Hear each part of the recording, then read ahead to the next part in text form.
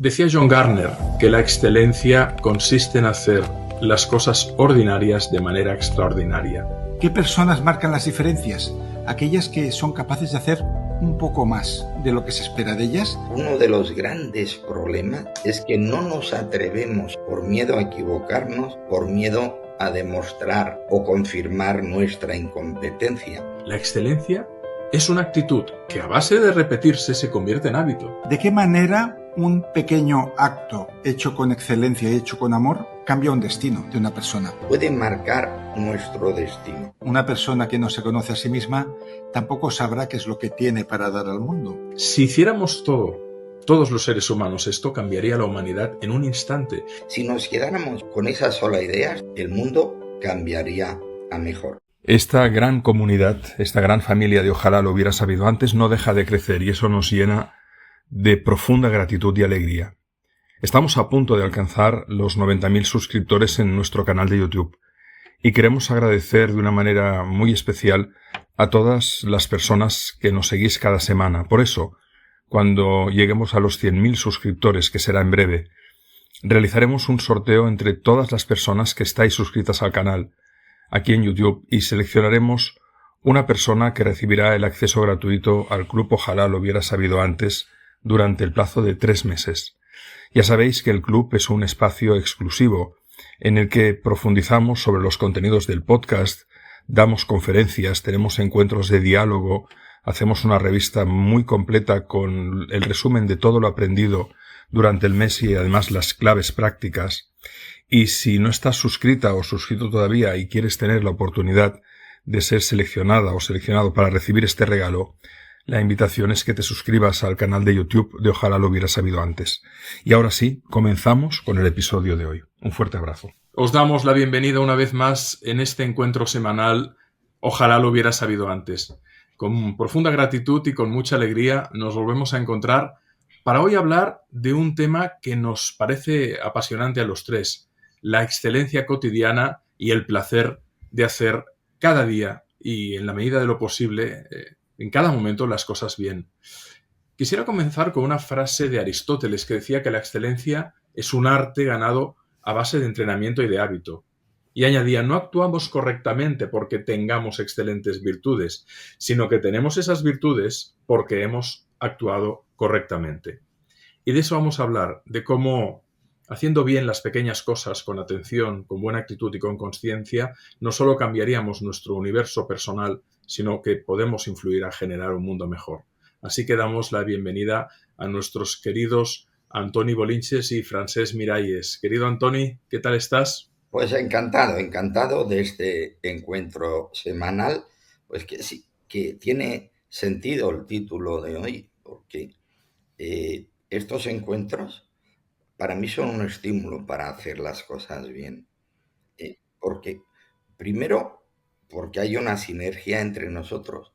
Segundo, o primero también, en otro orden de cosas, porque cada vez son más personas las que comparten con nosotros estos encuentros semanales, lo cual curiosamente añade una motivación más a hacerlo bien, que es satisfacer la expectativa del cada vez mayor número de seguidores de Ojalá lo hubiera sabido antes.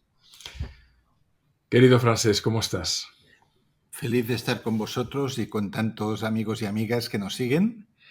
Y creo que es un tema muy importante y muy relevante en la creación del destino, del que hablamos tantas veces. Mira, yo esta mañana he estado en la estación de Sants acompañando a Héctor García, el coautor de Ikigai, que tomaba el tren hacia el sur, que es donde viven sus padres, en la provincia de Alicante, y he hecho una cola para comprar mi desayuno y un café y varias cosas, y el chico que me ha atendido en la caja no solo es que fuera amable, ¿no?, sino me ha cobrado, me ha dicho lo siguiente, dice, si usted necesita algo más, estoy aquí. O sea, que muy raramente alguien que está en un self-service te dice algo así. Y yo he pensado, esta persona llegará lejos. ¿Por qué? Porque está recorriendo lo que dicen los americanos, la milla extra. O sea, es muy fácil dar lo mínimo, ¿no? Y dejarse llevar por el piloto automático y hacer las cosas de forma maquinal. ¿Qué personas marcan las diferencias? Aquellas que son capaces de hacer un poco más de lo que se espera de ellas, y para mí esa es la definición práctica de la excelencia. Hay algo que me llama mucho la atención a colación con lo que estás diciendo, Francés, y es que cuando a veces recibes un servicio, por ejemplo, tú hablabas de un self-service o vas a un bar o entras en un taxi o en cualquier servicio, que a veces ves personas que están de muy mal humor, incluso amargadas, y que trasladan sus iras o su malestar hacia el pasajero o hacia el cliente que no les ha hecho nada. Uno puede tener circunstancias difíciles en la vida personal o incluso si estás trabajando en un bar, a lo mejor quien es el propietario no te trata bien, pero la persona que te viene a ver no tiene la culpa. Pero hay una reflexión que pienso que es muy importante. ¿No te das cuenta que maltratando a esa persona estás perdiendo muchas oportunidades en tu vida? ¿Cuántas personas han recibido una posibilidad de mejora en un trabajo simplemente porque han generado una huella en la experiencia y en la memoria de un cliente que tenía posibilidades de abrirles otras puertas profesionales? Por lo tanto, desde un punto de vista, aunque fuera egoísta, hacer muy bien las cosas y ser excelentes nos abre posibilidades. ¿Quién le dice a ese camarero o a ese empleado de taxista, porque hay algunos que el taxi no es propio, sino que conducen la licencia de otro, que siendo amables, siendo delicados, no se les puede abrir una puerta por parte de ese cliente que les diga, oiga, me ha encantado como usted me ha tratado, estoy buscando a alguien para tal función? ¿Quiere que hablemos? Pues, antes de que comente Antoni, quisiera completar lo que dices, querido Alex, porque en uno de nuestros programas hablamos de la historia de Jean León, el creador de los vinos. Absolutamente, y Frank Sinatra. Y su fortuna empezó el día que encuentra en el asiento de atrás la cartera de Frank Sinatra después de haberle llevado al restaurante a un amigo, y él inmediatamente da media vuelta, recorre media ciudad y le entrega la cartera, y Frank Sinatra lo toma como taxista exclusivo. Y ahí cambia toda su suerte. Entonces, aquí quizás le quiero trasladar esta pregunta a Antoni. ¿De qué manera un pequeño acto hecho con excelencia y hecho con amor cambia un destino de una persona? Pregunta interesante y es de preguntar para aprobar la tesis doctoral. Sí, a ver, con las dos anécdotas que acabas de comentar, más la reflexión que hacía Alex al respecto, yo creo que estamos en condiciones de plantear una primera idea fuerza, que el primer placer de hacer las cosas es el de hacerlas bien. Repito, el primer placer de hacer las cosas es hacer las cosas bien. Por eso, el cuarto conde de Chesterfield decía que lo que merece ser hecho, merece ser bien hecho. Entonces, hay una primera cuestión a plantearnos. Primera, ¿puede empezar a hacer las cosas para hacerlas bien? ¿O solo he de hacer aquello que creo que puedo hacer bien? Y eso ya nos mueve a una primera reflexión sobre la facilidad de nuestras competencias o incompetencias. Este es un tema de enjundia, es un tema que puede marcar nuestro destino. Ya que hablabais de anécdotas, yo os contaré una anécdota personal que me llevó a decidir mi destino profesional. Partiendo de la base de la frase de Chesterfield de que lo que merece ser hecho, merece ser bien hecho, yo diría que entre los 25 y los 30 años me di cuenta que escribía sobre el amor mejor de cómo lo hacía. Y entonces, ¿qué hice desde entonces? Pues me dediqué a escribir sobre el amor y dejé de hacerlo. Con eso evité un incompetente sexual y gané un teórico de la sexualidad. Para fortuna de la humanidad, para fortuna de la humanidad. ¿Para qué servimos, Alex y Frances? Dediquémonos a aquello para lo cual servimos. Lo que está claro es que qué bueno lo que acabas de contar, Tony, aunque como siempre, yo es que me parto con tu sabiduría y con tu ironía, pero lo que está claro es que, y retomando la idea del destino, hay dos tipos de personas, ¿no? Las que de alguna manera dicen de manera resignada, este era mi destino, como si fueran agentes pasivos del movimiento de la existencia y de los zarandeos que les pueden dar otros.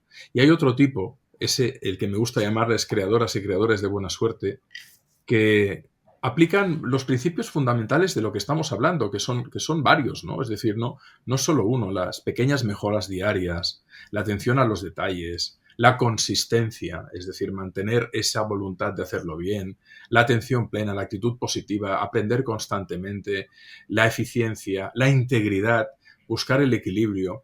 Y todo eso hace que al final otros les digan, jo, qué suerte tuviste tú en la vida, ¿no? ¿Cuánta ceguera hay en la evaluación de los méritos de otros que han puesto esa voluntad de querer hacer bien las cosas, pero en lo más pequeño, en el saludo a su pareja cuando llegan a casa, en el abrazo, en el beso, en la contribución doméstica, en el libro que escriben, en el servicio que prestan? Si hiciéramos todos los seres humanos esto, cambiaría la humanidad en un instante. Y sobre todo, la excelencia, no recuerdo ahora quién lo decía, lo buscaré, no es un hábito, es una actitud. La excelencia es una actitud que a base de repetirse se convierte en hábito, pero sobre todo es la disposición a querer. La Me disposición a parece, querer hacer bien, a querer sí, hacer bien por el otro, a querer hacer bien por la humanidad. La disposición a querer. yo creo que es tan cierto esto que mientras lo comentabas, Alex, me ha venido a la mente el famoso pensamiento de Immanuel Kant, ¿no? Cuando dice que la manera de ser es hacer. Gracias a que voy haciendo, voy siendo. Pero voy siendo, pero a la vez voy siendo mejor, porque al hacer aprendo sobre lo que hago, perfecciono lo que hago y al perfeccionar lo que hago, me mejoro a mí mismo. De ahí la importancia de la excelencia de la vida cotidiana, que si nos quedáramos con esa sola idea, estoy de acuerdo contigo, Alex, el mundo cambiaría a mejor. ¿Por qué? En el fondo, la gran aportación de Francés del Ikigai, el merecido éxito de su libro, está en eso, en tomar conciencia que las personas tenemos unas capacidades que se expresan en aquello que hacemos y al hacerlo nos hacemos, encontramos sentido a nuestra vida, pero mejoramos la consecuencia de nuestros actos. De hecho, un aforismo al respecto, digo que la suma de muchas pequeñas cosas siempre da un gran resultado. La actitud adecuada, confiar en que podemos hacer, confiar en que haciendo aprendemos y que a base de aprender lo que hacemos, hacemos mejor aquello que hacemos. Por alusiones, Francés, que en relación a Ikigai. Sí, es verdad que cuando alguien tiene un propósito, es más fácil que sea excelente porque su motivación está impulsada por un horizonte de ayuda a los demás. Y ahora quisiera centrarme en dos excusas que se ponen las personas que no quieren mejorar, que no quieren brillar, pudiendo hacerlo, que es una pena. ¿Cuánto talento hay enterrado? No sé si por vagancia o por descreimiento. Y a los dos prejuicios que hay, tenemos dos inspiraciones de Maya Angelou, la gran escritora e inspiradora americana, que le da la respuesta, ¿no? La primera excusa que se pone la gente mediocre, y perdonadme la expresión, es no tengo tiempo para hacerlo mejor. ¿Cuántas veces nos han dicho esto, no? Como todo es urgente, como hay tan poco tiempo, como no sé qué, o no me pagan para esto, no tengo tiempo para hacerlo mejor. Y Maya Angelou dice, no se trata de cuánto tiempo tienes, sino de cómo utilizas ese tiempo. Segunda excusa que se pone la gente que no quiere ser excelente pudiendo serlo. Te dirán, ¿y a quién le importa? ¿Quién me lo va a valorar? ¿Quién me lo va a pagar? el hecho de que yo haga esto mejor, de que yo recorra la milla extra. Y Maya Angelou nos contesta, no te preocupes por lo que dicen de ti, preocúpate por lo que tú haces. Qué bueno, me has inspirado. Ahora se me empezaban a abrir ventanas en relación a lo que has dicho y a lo que decía Tony, ¿no? Y es que hay muchas falsas creencias en relación a la excelencia, ¿no? Por ejemplo, la primera es que la excelencia requiere perfección y se trata más de una mejora continua que de una perfección absoluta. La segunda es que la excelencia es innata. Muchas personas creen erróneamente que es un talento con el que se nace, ignorando el papel crucial de la determinación, la actitud, el esfuerzo, la práctica o el aprendizaje constante. Otras que la excelencia se puede lograr rápidamente. No, requiere tiempo, dedicación y persistencia. Otra que la excelencia siempre puede conducir al reconocimiento externo y no, es mucho más importante la satisfacción personal y el crecimiento de querer hacer bien las cosas, ¿no? Y quizás la falsa creencia más fuerte sobre la excelencia es que la excelencia significa no cometer errores, cuando los errores son parte del proceso de aprendizaje y la excelencia implica aprender de los errores y no evitarlos por completo. Y ahí hay un tema muy importante, la confusión entre el fracaso y el error, cuando siempre hemos dicho en alguna intervención aquí en Ojalá que el error es el fracaso que vestimos con culpa y que eso lo vuelve estéril, ¿no? Finalmente, la excelencia, también hay otra falsa creencia que es que significa hacer más y no, la excelencia implica a veces hacer menos pero con mucha mayor calidad y mucho mayor enfoque, en lugar de simplemente aumentar la cantidad de trabajo. Por tanto, creo que es un concepto que a veces da miedo o que a veces se ve solo para terceros, para aquellos que tienen grandes logros, cuando en realidad es probablemente una de las cuestiones que podemos aterrizar de la manera más humilde en nuestra vida. No sé qué opináis de esto. Pues mira, yo opino que las reflexiones que acabas de hacer, si las tomáramos en consideración y las aplicáramos ante el miedo al desempeño, nos ayudaría a conseguir lo que Francés ha definido muy bien. Me ha gustado mucho, Francés, ese concepto de talento enterrado. Con lo que acaba de decir Alex, podríamos desenterrar el talento y podríamos ponerlo en funcionamiento. Y en ese sentido, resumiendo un poco lo que tú planteabas, Alex, vamos a empezar a atrevernos. Lo mejor es enemigo de lo bueno. Empecemos por lo bueno y algún día llegaremos a lo mejor. No hay que ser perfectos, hay que ser perfectible. Y en la acción se gana un aprendizaje vital que nos lleva al mejoramiento.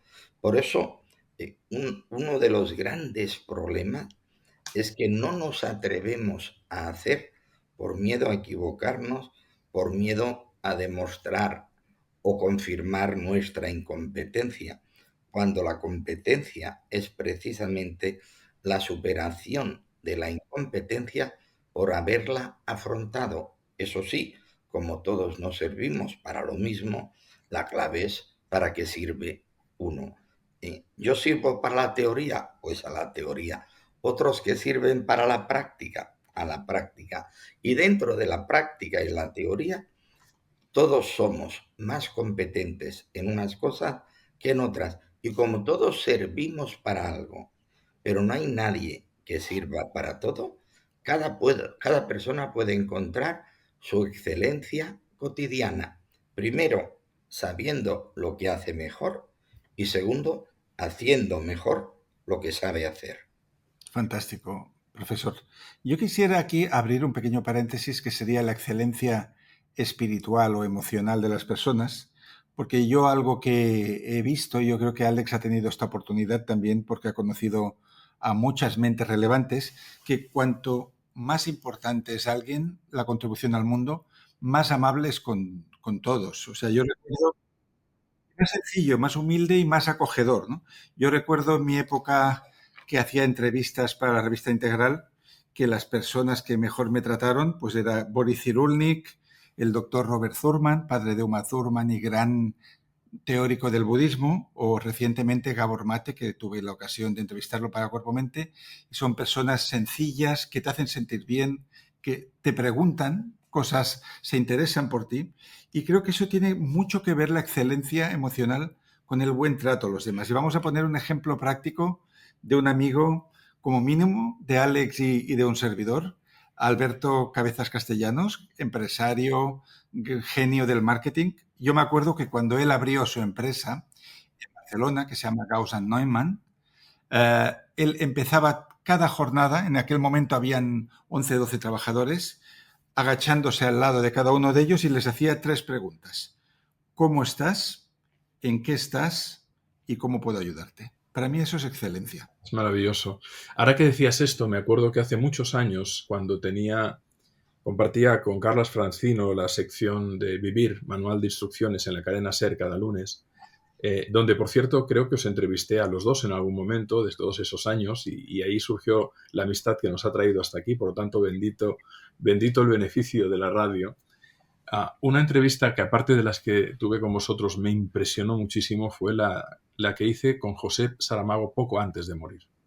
Él había escrito un libro que se llamaba Mis pequeñas memorias, creo recordar, y en él hablaba de su infancia en el Tajo, ¿no? Alrededor del Tajo. Y decidimos sorprenderle con algo tan simple como llamar al equipo técnico que estaba ahí, cerca del Tajo, en Portugal, y que grabara el ruido del río y de unos niños que jugaban, y esto fue real. Entonces, cuando entró don José Saramago al estudio, comenzamos poniéndole ese ruido del río y de los niños jugando. Se conmovió tanto, lo identificó en un instante, porque además era una escena que él relataba de sus memorias, ¿no? Y algo que me impresionó es que ese premio Nobel de Literatura era exactamente como tú has descrito a esas personas: acogedor, cálido, sencillo, amable, humano, cariñoso.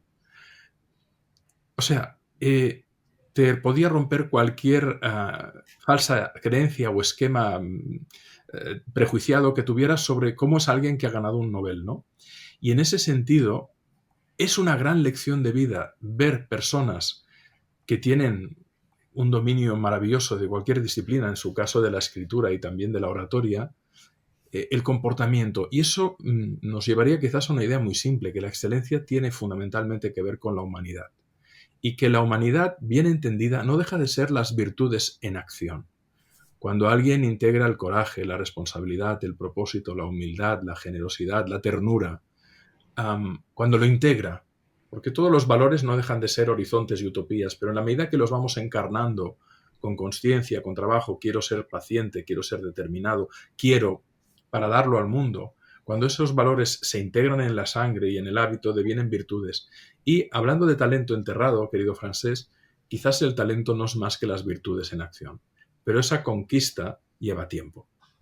Sí, porque requiere, y aquí quizás puede rematar Antoni este tema, autoconocimiento. Una persona que no se conoce a sí misma tampoco sabrá qué es lo que tiene para dar al mundo y puede vivir en una baja autoestima o, como lo que se dice en fútbol, ser un tapado de sí mismo, ¿no? De no saber que tiene un tesoro para entregar a la humanidad y no lo está haciendo por falta de autoconocimiento, que es un poco la fábula del alquimista, que está basada en un cuento jasídico del puente de Praga, de Karlov, es que aquello que buscas lejos, aquello que admiras no sé dónde, en realidad lo tienes dentro de ti, pero te has de dar el tiempo y el cariño para extraerlo y has de hacerlo como un acto de generosidad hacia la humanidad. A ver, abrimos aquí un tema que va a dar para otro, ojalá. Es decir, ¿por qué a veces las personas no son conscientes de sus capacidades, de sus habilidades y de sus potenciales? Por una cosa muy sencilla, porque están en ellos y eso es su normalidad. Y claro, nosotros tenemos un modelo social competitivo y entonces tomamos como referente de lo válido el éxito de determinadas personas en determinados ámbitos.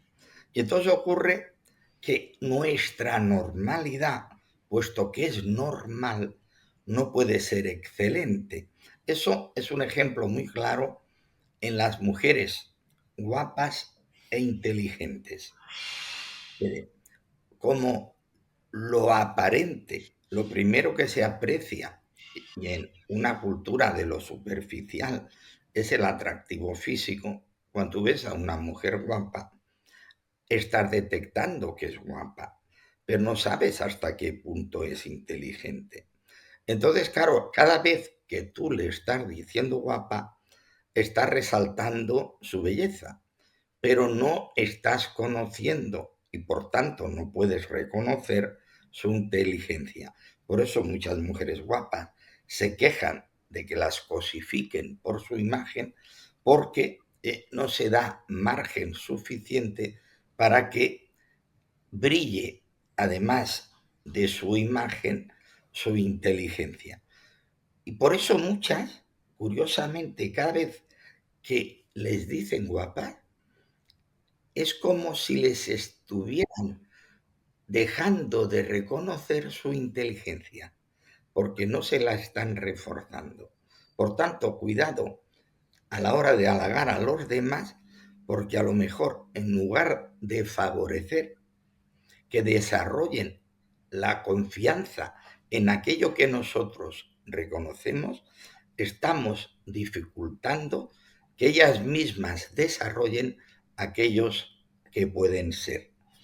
La excelencia cotidiana necesita dos cuestiones: conocimiento propio y reconocimiento ajeno. Y si a veces no tengo el reconocimiento ajeno, no me atrevo a profundizar en el conocimiento propio. Volvemos a Kant. La manera de ser es hacer. Hagamos en función de aquello que creemos que podemos hacer y alguna vez llegaremos a ser lo que podemos. A raíz de esto maravilloso que acabas de decir, querido Tony, os invito a que dediquemos un capítulo a la mirada apreciativa más adelante. Que dediquemos un espacio de nuestro ojalá lo hubiera sabido antes a desarrollar esa mirada que nos permite salir del prejuicio y que nos permite profundizar en las honduras del universo que es cada persona y de sus potenciales capacidades y de que a veces las apariencias disfrazan, no engañan, pero disfrazan y ocultan bondades inmensas. Decía John Garner que la excelencia consiste en hacer las cosas ordinarias de manera extraordinaria. Me gustaría cerrar con esta frase, creo que es un buen resumen, e invitarte a ti que nos estás escuchando o viendo, si nos sigues desde YouTube, a que te sumes al club Ojalá lo hubiera sabido antes. Ya somos muchas personas las que nos encontramos cada semana en este espacio de la Escuela de Transformación Vital. Puedes entrar para recibir toda la información sobre el contenido en www.clubojalá.com. Es muy simple, club con B, final, clubojalá.com. Ahí verás que nos podemos encontrar más allá de en este podcast una vez al mes en una conferencia que daría o Antoni Bolinches o Francesc Miralles o servidor. Además, en un encuentro mensual con los tres donde vamos a dialogar cuerpo a cuerpo, cara a cara, a través de la pantalla, pero en un diálogo a tiempo real. Y además tendrás una extensión de cada uno de los capítulos que estás escuchando o viendo en abierto, donde profundizamos en claves prácticas, y además una revista mensual donde resumimos todos los ojalás de cada mes con las extensiones de herramientas prácticas, y además encuentros con todas las amigas y amigos del club en lo que llamamos cafés temáticos del Club Ojalá, para que os conozcáis, para que hagáis amistades, para que podáis quedar, porque hay muchas personas que se sienten solas en el ámbito del crecimiento personal y que piensan que son bichos raros, pero que de repente se encuentran que hay cientos de amigas y de amigos potenciales con los que poder dialogar y seguir creciendo y avanzando en el aprendizaje. Así que entrad en clubojalá.com porque por muy poco recibís mucho y esa es nuestra vocación. Querido Francesc, muchísimas gracias. Un placer muy grande estar con vosotros. Querido Tony, un abrazo muy fuerte también para ti.